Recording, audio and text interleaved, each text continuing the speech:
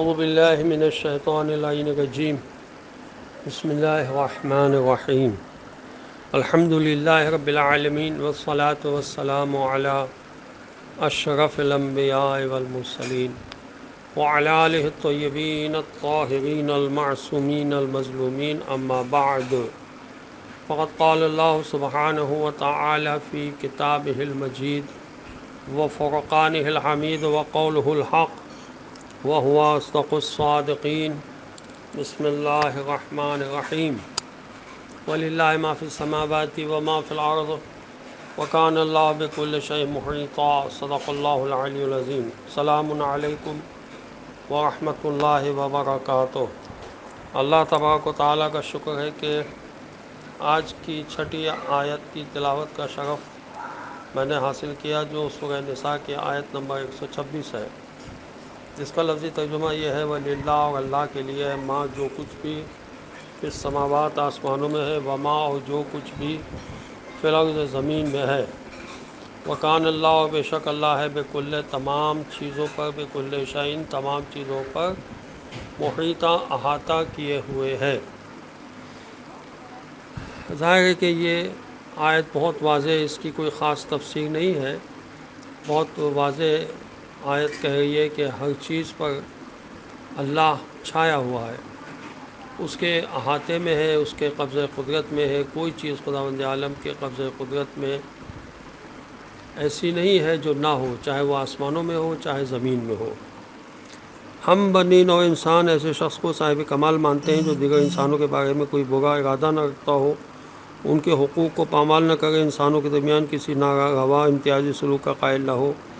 اپنی حکومت اور اقتدار کے دائرۂ کار کے تحت موجود افراد کو غیر جانبدارانہ اور عادلانہ نظر سے دیکھتا ہو، نیز لوگوں کے درمیان اختلافات اور چپلش کی صورت میں مظلوم کا حامی اور ظالم کا دشمن ہو۔ ایسے شخص کو ہم تحسین کے لائق سمجھتے ہیں اور خود اس شخص کو عادل کا نام دیتے ہیں۔ اس کے مقابل ایسے شخص کو جو دوسروں کے حقوق کو پامال کرے، اپنے سلطنت و قدرت کے زیر انتظام افراد کے درمیان ناروا امتیازی سلوک کا قائل ہو، ستمگر کا طرفدار اور کمزور کا دشمن ہو، یا کم از کم ستم دیدہ اور ستمگر کے درمیان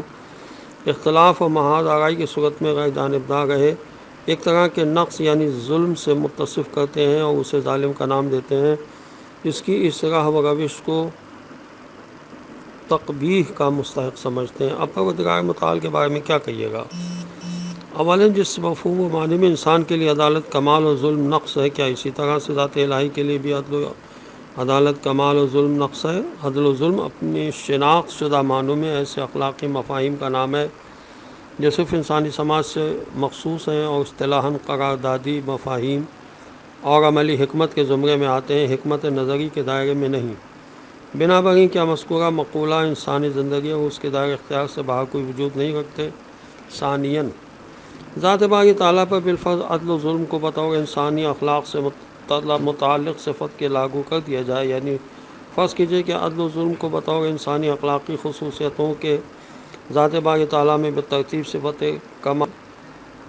کمال و صفت نقص شمار کر بھی لیا جائے، تو کیا عقلاً یہ ممکن ہے کہ ذات باری تعالیٰ کا کوئی فعل ظلم کا مصداق قرار پائے؟ اور یہ سوال اس نظریے کی بنا پر نہیں کہ جس کے مطابق ذات باری سے صدور ظلم محال ہے، اور نہ ہی اشاعرہ کی اس نظریے کی بنا پر کہ جس کے مطابق حسن و قبوح اور عدل و ظلم یہ سب شرعی مقولے و مفاہیم ہیں، عقلی نہیں،